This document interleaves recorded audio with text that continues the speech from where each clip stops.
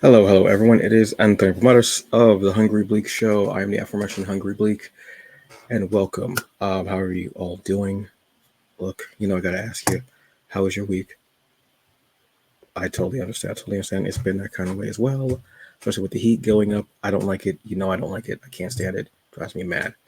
How is everyone? How the loved ones? Everything? Good. Well, sometimes do things like that, but they mean well. They mean well. How's work? Yeah, I kind of figured it's that time, right, where work is a little, you're feeling a little and you just want to go, right? Figures. Well, look, spend this half an hour, 40 minutes with me.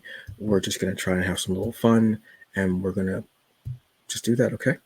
All right, cool. So let's start with some comic book news. So it is that time of year. New York Comic Con applications are open. Cue my anxiety and my imposter syndrome.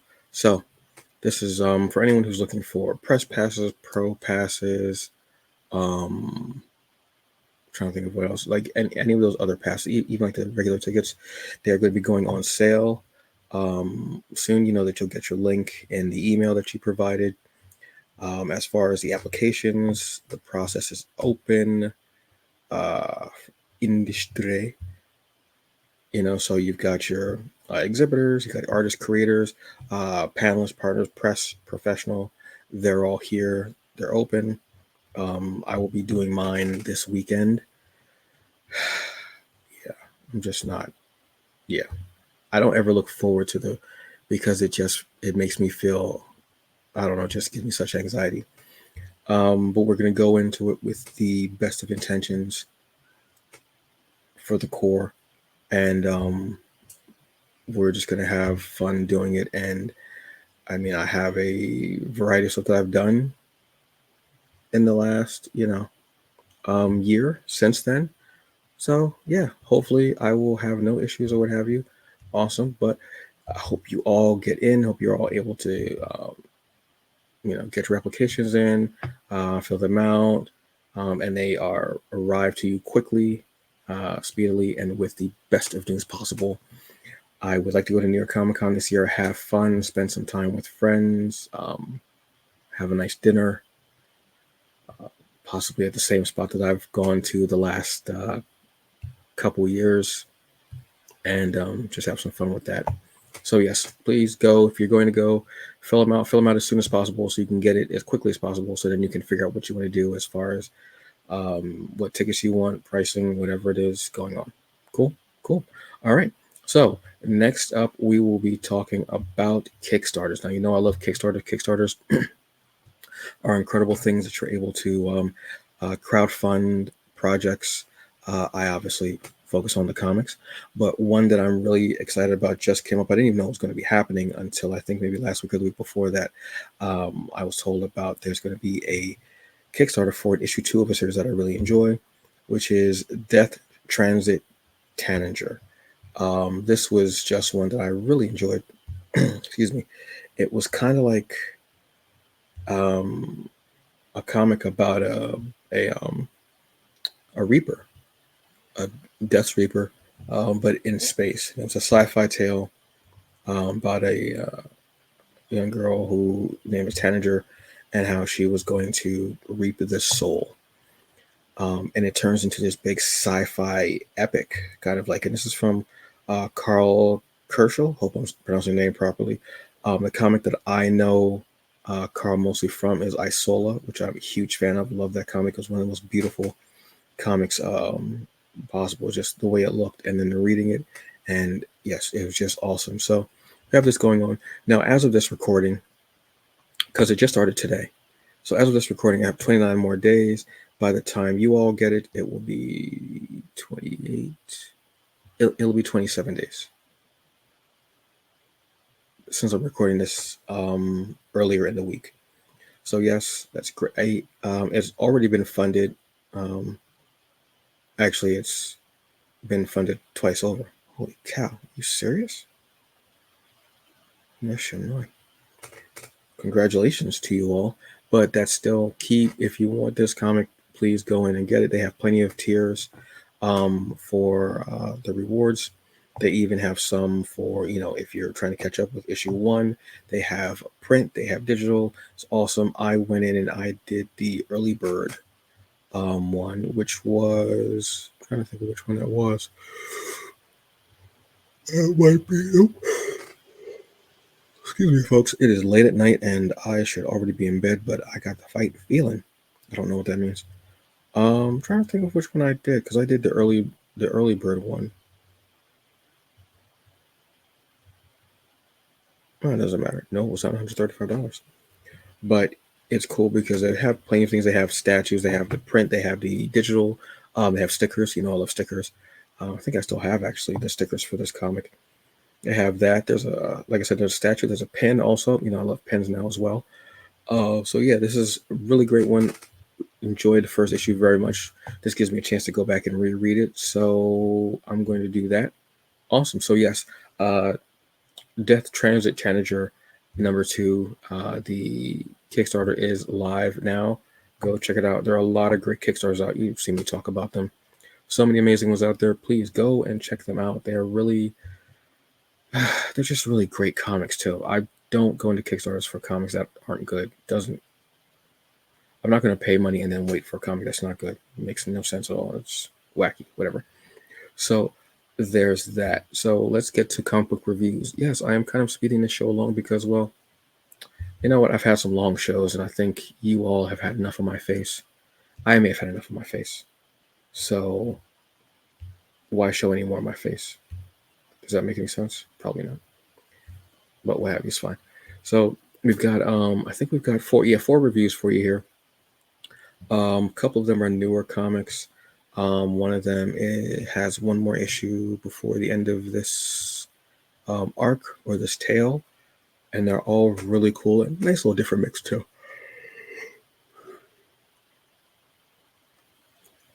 Terribly sorry, folks. Excuse me. So the first one up for our reviews here, folks, because I love doing reviews, is Crocodile Black. This is out of Boom Studios. I love me some Boom Studios. Right? That doesn't make any sense. This is written by Philip K. Johnson. We've got color is by Patricio Del Pace. Hope I'm pronouncing that properly. Illustrated by Sam. Lettered by Becca Carey. And this is awesome. So this is a tale about this young guy who goes in. It feels like kind of like a noir, like an old noir movie of someone who sees a killing happening and they're influenced to be or it like unlocks something in them, like these feelings of that. That's what this feels like to me.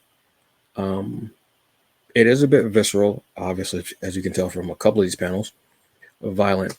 But yeah, you have this young guy who he notices these black crocodile boots, and he's pushed to wear them, and he starts killing. I don't know how to describe it. It feels like a movie that I would have watched. And yeah, he's I don't know. His parents are very worried about him. This is during the time of COVID. He's doing like deliveries and such like that for work, and just trying to get by day. He goes in to do a delivery and sees this body there, and that's when he notices these boots, the black crocodile boots, and they're just they stick in his head. They stick in his head. You can even see, like, even when he's turned around, they still stick in his head. And him trying to figure it out, and he sees them all the time. He's sitting at dinner and he sees them, which I don't know why that image is kind of funny to me. And begins to lashing out when his father starts kind of questioning it. and it just lashes out, goes out, and he starts going on these kind of rampages. And you have to kind of figure out what's happening with him. Why is he doing this? What's going on? So it's got this noir mystery feel to it, with kind of this what's the word? Like just a very gritty. I don't know. I for some reason don't like the word gritty, but it has that feel as well. I'm very interested in this. I want to see where this comic goes, so I'm going to go with issue 2 and see what happens. But the first one definitely got me hooked. And it was kind of interesting just to see that. Like I said, this would have been a movie that I think I would have watched, or a series on AMC if possible. So there's that. So that's Crocodile Black from Boom Studios. The next one we're going to roll with, it doesn't even make any sense, is the Bloody Dozen. A Tale of Shrouded College. A Tale of the Shrouded College. Now, if you remember, and this is out of Image. Okay, so the Shrouded College Tales, or what was the other one that it was actually called? They're the comics that are a part of the Shrouded College universe, where they deal with. Oh, excuse me. Where they deal with. I just kicked off of that by accident. Where they deal with the occult and like that type of feel and vibe. But this is one that has that same kind of feel. This is a bit of a different tale, though. The other one that we talked about was more about currency and how money was the root of all evil, literally, to a certain point, which I actually like the idea of that. But this one deals with a bloody dozen. I want to actually tell you more about the story because it's actually pretty cool. So let's go. So this is from Charles Soule as a writer. Artist is Alberto Jimenez Albuquerque. I don't know why I put a little too much Cezanne on that. Put a little too much. Colorist is Rachel Rosenberg. Letterer is Chris Crank. So basically what this is a long time ago, there were vampires, and the Shrouded College, what they did was they built this prison in space and put the vampires in there, and they made it near the sun, and it's completely open, like see-through. So they were held in their coffins and in this kind of sun prison. But now there's a time when they are needed, but they have to go up into space to get the vampires and then talk them into this deal. So think of it like the Dirty Dozen, obviously, but more supernatural and in space. That makes sense? It does. So you get this family of there's a daughter and her father-in-law who are both astronauts, and you have excuse me, and you have another daughter who was in the military. She was like special ops badass, but she has an addiction, so she kind of washed out. And the Shrouded College comes to them and says, look, we'll return you all to your former glory, mentally and physically, if you go up into space, get these vampires, bring them down, so we can have them as allies in this battle, this war that's coming ahead. We need them as allies. And it goes from there. Very interesting to see, again, being offered something. The Shrouded College will offer you something, but they're also going to take something. They're also going to make this deal ironclad that where more benefits them than you. Sometimes it almost seems like the Shrouded College aren't actually being the good guys; they're being the bad guys. But it's a very gray area as well, which I actually kind of like that gray area. I live in that gray area sometimes, and we go from there. It's very interesting. Like I said, again, this can be a bit bloody, you figure, because you're going to be dealing with vampires. So it's like that. And then you see a picture. This is the actual prison that they're held in, the vampires. I just think it's awesome to have that. It's just cool. And you see each of them is ready for, is thinking about it, trying to figure it out, but they have to be together. So you have a family going into space to break out vampires out of a prison. But then at a certain point, it's actually attacked. And now the vampires are out, and they're from all different walks of life and different nations and cultures. I was a huge fan of this one as well. Darkly humorous, obviously, because I like that. But the Shrouded College books have been very interesting in the different themes that they go with, where the first one was more about currency and what would you give, and how demons have used kind of currency to control people for years, centuries. And in this one, it's them saying, we'll return you to your former glory and physically, mentally, what have you, if you go up into space and do this job for us. I found that very darkly entertaining. I did. So that was an interesting one for me. So yes, go check out The Bloody Dozen, A Tale of the Shrouded College out of Image.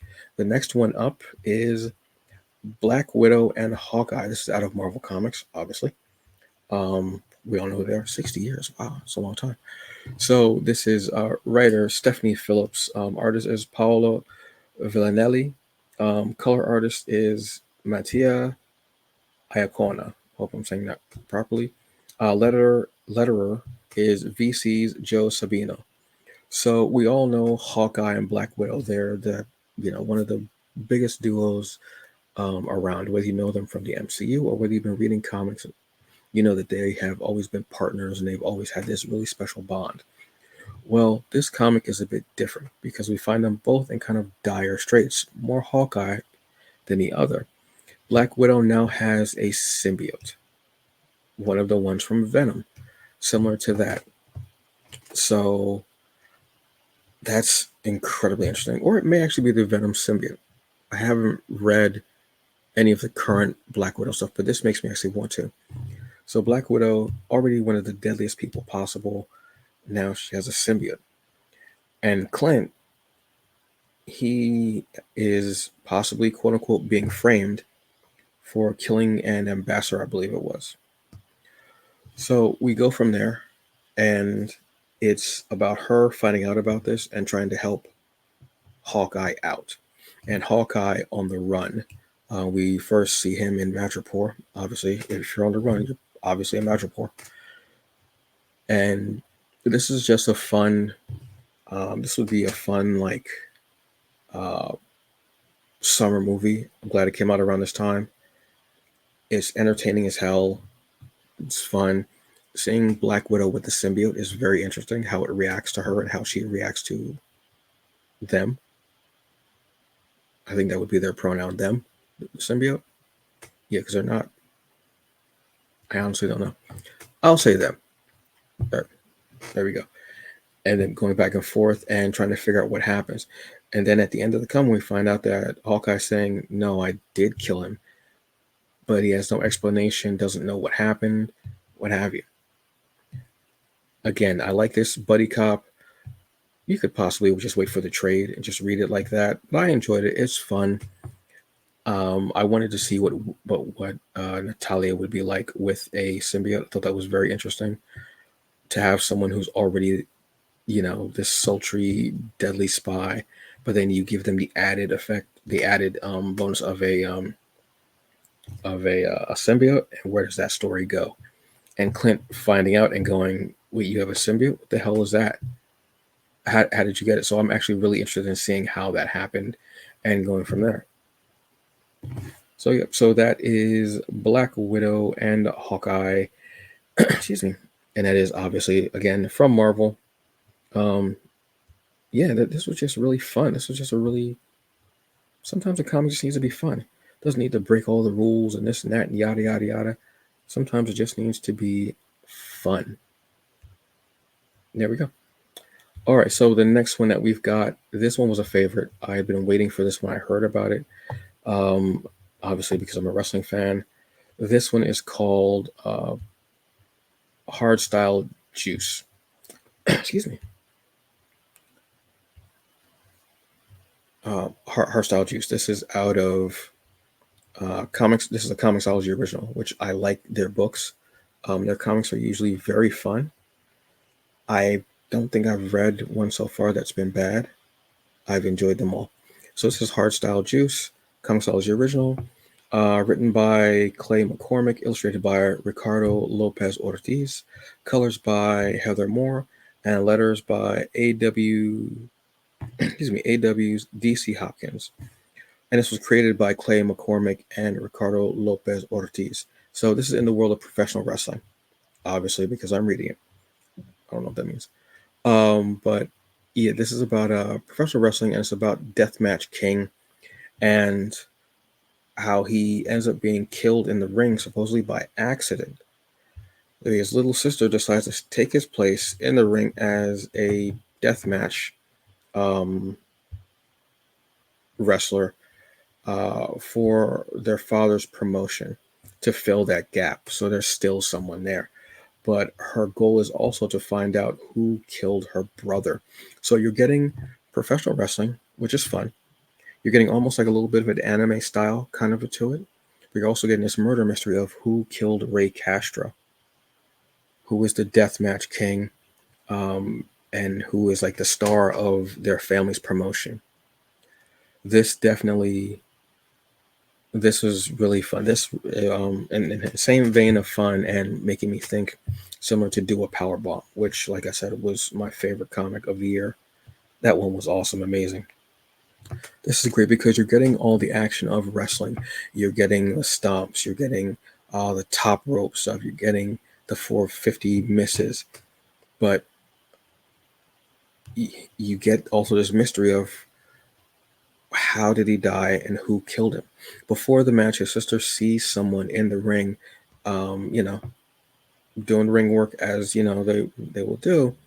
And she's like, oh, well, who was that in the ring? And she goes to say something, but the person doesn't answer her, doesn't say anything. And it's just really, really fun.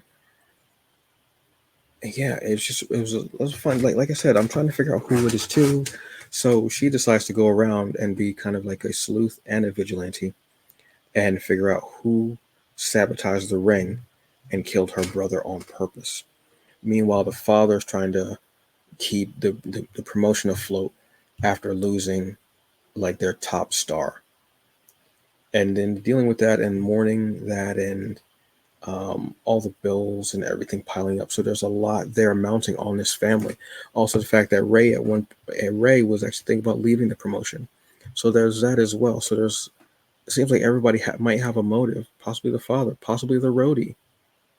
You're never really sure. But it was cool to have a mystery in the wrestling world, in the professional wrestling world. And I had a great time reading this. It was fun. As of right now, there are 2 issues out. I believe the second issue came out this week. If you have Comixology Unlimited, you can read it for free.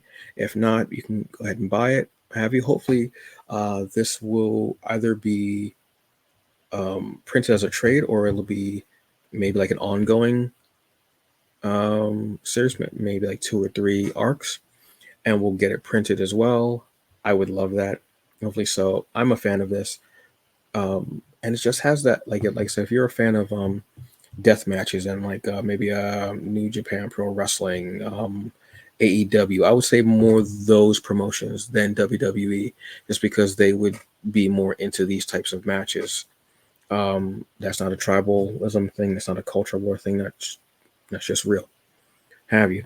But you get to see it, and you see her, like I said, you see her going, and she wears a mask, and she starts to go through, and she goes through his different opponents that he's had, people that he's had arguments with, people that he didn't like. Even the opponent that he was facing in this match, when he died, she goes to find him, even though she sees that there's somebody in the ring who's fiddling with it, and she's like, oh, okay, cool, thinking that somebody's just trying to fix it up. And she just decides to go all out and find her brother's murderer. I loved it. You can see the nice vibrant colors. Feels like wrestling matches. When you see the moves, you can actually I love when I can actually envision seeing the move or feeling it. I mean, not that I've ever been in a ring, but just that impact. I love that. So this is Hardstyle Juice. Excuse me. And this is a Comixology original. And that is it for the comics. Very fun. Had a great time reading all of them. Honestly, a lot of fun. Enjoy comics. Not everything has to be this deep cerebral dive of and you have to nitpick and pull apart and dissect or what have you. Sometimes you just want to see an ex-Soviet spy and a purple-clad archer running around trying to figure out a mystery, or a deathmatch champion's sister trying to figure out who killed him in the ring. That's just what it is. I don't know. But they were fun. They were exciting. They were interesting. And that was that. So, it is Friday. Well, when you're watching this is Friday anyway. But as always, I have to check and make sure everything is okay. Make sure everything is good. Did you drink water? Did you take your medicine? Did you do everything that you had to do? Not trying to please you, just trying to ask you. Make sure that you did what you can do to be better. It's never easy trying to maintain life and everything on top of having to possibly take a medication for physical, mental, or emotional for your well-being. Or if you're a caregiver, trying to do that for that as well. But you need to take those moments. Something I have been doing the last couple of weeks is laughing. Like, I'm not running around my town like the Joker in Gotham, obviously. But I've been letting myself laugh a lot more. Laughing is very important to me. Making people laugh and myself laughing. More so, I'm finding out the last couple of years, myself laughing. I've always been the person in groups to joke. And even in relationships, I've always been the funny one. I think I've dated maybe 3 people who made me laugh. Like, legitimately made me laugh. I just never let myself get to that part. That goes back to my childhood and when my parents got divorced. As far as like me just always trying to be funny and making people laugh to make them comfortable. I don't know why I have my pinky out like that when I'm drinking almond milk. Very acidity. Very, very acidity. Although the almond milk is banging. Vanilla almond milk, a little bit of honey at some point. But laughing, yes. Let yourself laugh. Let yourself.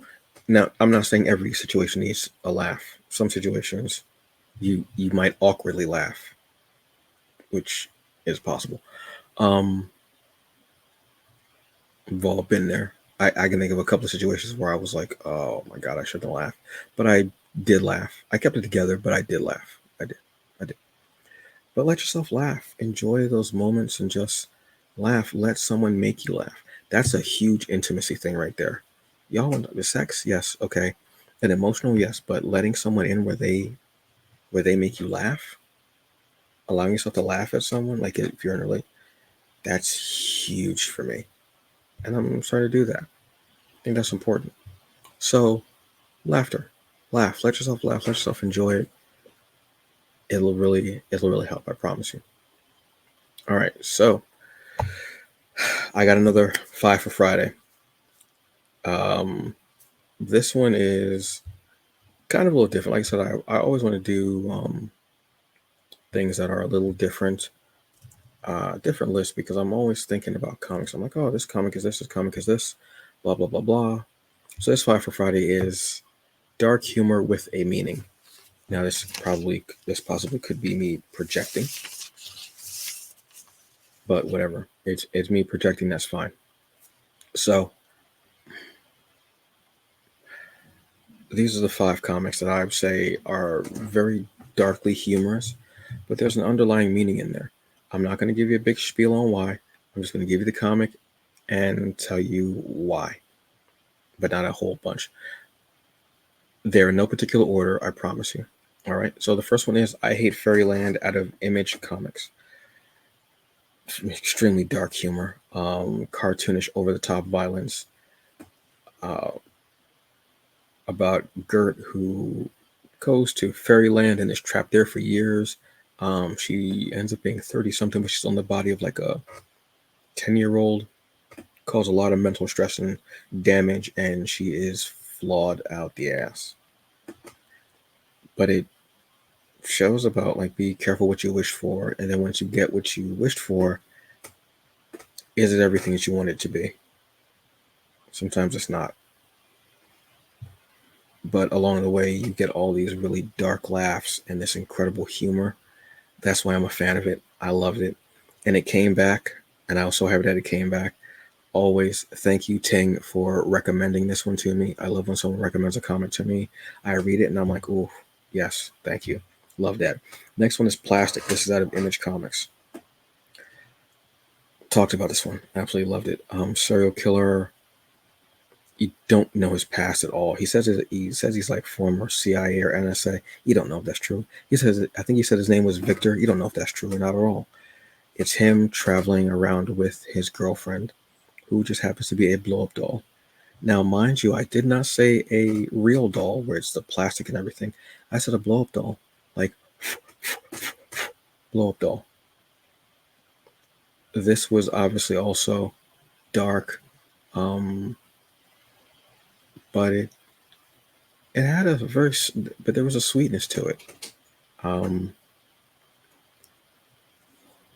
in a few different ways. I think because of the subject matter, because of the doll aspect, and it's a different kind of revenge because he goes after those who hurt her. And that was a very interesting aspect of it. So there's a very dark twist to it, but it's a different kind of love story. And also, don't let anybody kink shame you. We've all got something. We've all got. I mean, there are some that are. But I don't want to kink shame anyone. But there are some that I'm like, I don't. That looks like it could just be a total horrible thing. Next one, Deadpool, Marvel Comics.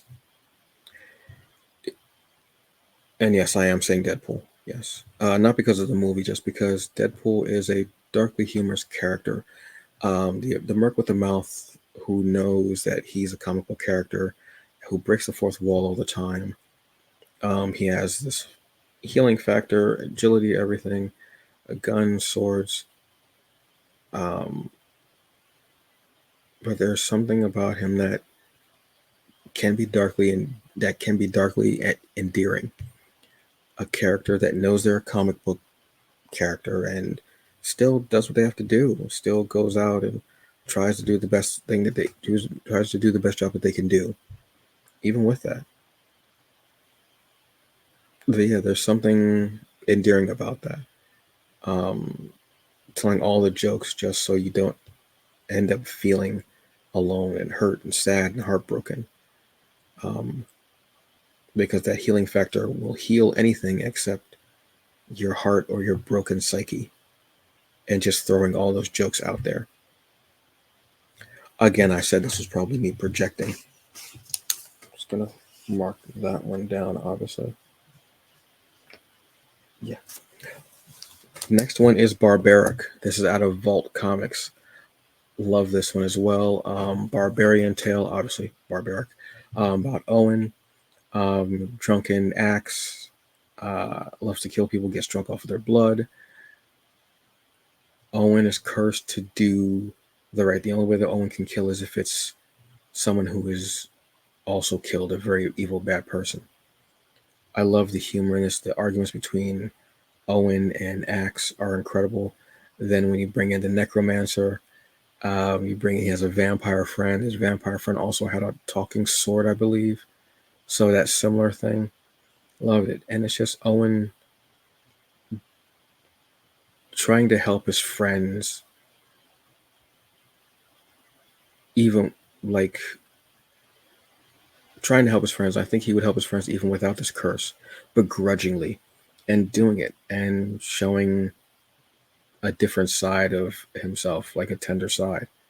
I think that's really cool, and it's funny, and it's a great comic. I absolutely love it. It's one of my favorites. And yeah, just trying to do the best that you can, even though, even sometimes you will do things begrudgingly. You're like, ah, but it gives you a decent feeling, so you do it. It makes you feel good, so you do it, even though it's begrudgingly. At a certain point, it becomes that's what you want to do. And the last one is Shattered Visions. This is a combo between Ray Comics and Dream Fury Comics. This one has a definite place for me. I had to reread it this like maybe a month or two ago. It's a tale about a quote unquote villain, and you're showing him in two different ways. One with before everything that happened, and then him afterwards, after everything happened. And you see how he's considered a villain. At one time, because he was doing what the status quo, what the bigwigs wanted him to do, he was this new, young, up and coming, rising hero of the city. Then afterwards, when the city fails you, when the government fails you, when these bigwigs fail you, you're considered a villain because you're no longer what they want, what they need. And so you decide to show them that you are the villain, their villain.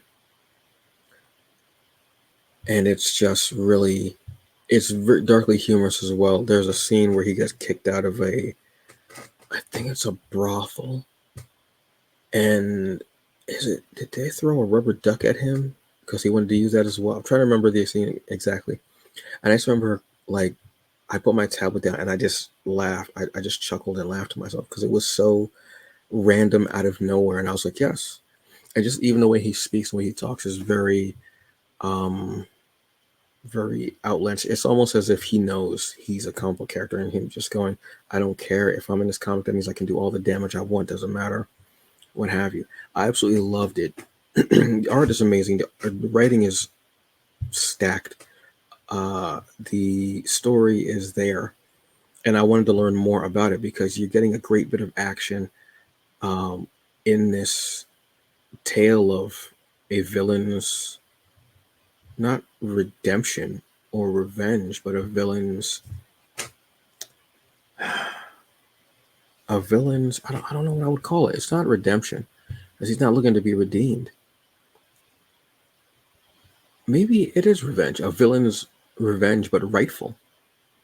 But he's not even the villain.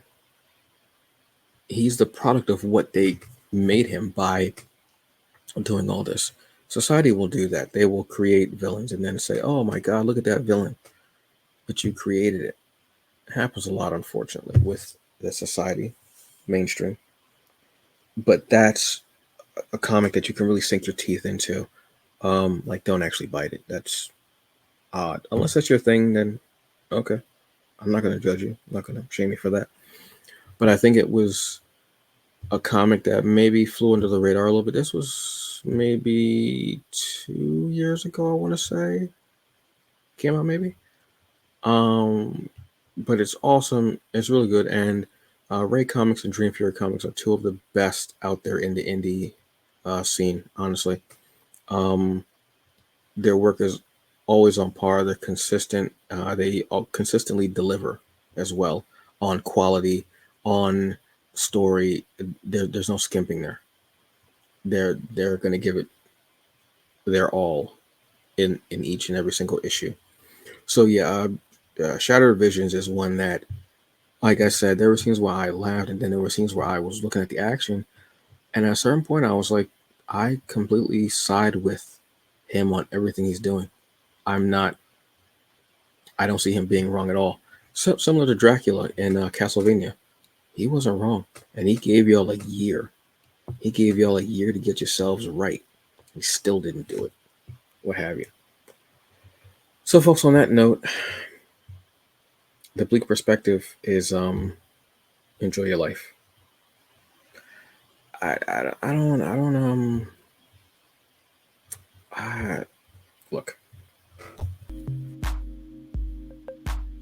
I like and I enjoy everything I do. Sometimes things get in the way. I realize that, and You might have a bad day, an off day, or what have you. But I want you to try to do the best you can with enjoying it. Find 5 minutes here, 10 minutes there, whatever it is. Enjoy the people that are around you. Enjoy your loved ones, whether you're going to an event, whether you're walking the dog, whether you're just making dinner, whether you're sitting down and trying to balance the checkbooks, whatever. Look across and say, I'm glad, I'm happy, I'm whatever, I'm elated that I'm actually sitting here. I don't like, balancing the books, but I'm balancing the books with someone who I love, someone who I care about, and whatever it is. Enjoy your friends and your loved ones. They're so beautiful and there for you, and that's what matters. There's a lot going on in the world, a lot that could break you down, and it can bring you down out there, but when you come home, that's your haven, that's your safe place, that's your love, and hopefully your loved ones are also your safe space, and vice versa. There's that reciprocating energy, and you're their safe space, and you can be that true intimacy with that person or people, and it's cool. And that's where life really is there, and that's all that really matters. But what do I know? That's just my bleak perspective. I'm just a short, bald-headed guy from Jersey who keeps putting his pinky out when he drinks almond milk. I don't know. But folks, that's the show. Thank you so very much for joining me today. I truly appreciate it. I know I'm tired, but it's like a late night for me, and I have a long week. But hey, I hope that you've also enjoyed TBA news from Subsume, and I hope you've also enjoyed the new things I've been putting up as far as comics, anime, gaming, and movies and series. Those are really great. You can check those out on this channel. Under playlists.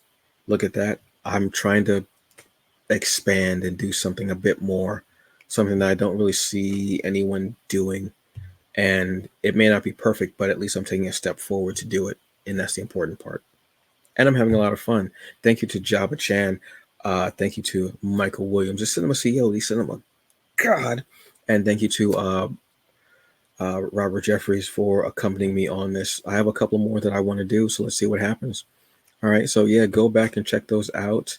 I had a lot of fun with them. They were great. You've all been great as well. Look, you have a very good day. Enjoy your weekend and make the best of it. All right. As always, do the best you can with what you got, because in the end, that's all that you get. I'll see you later. Bye.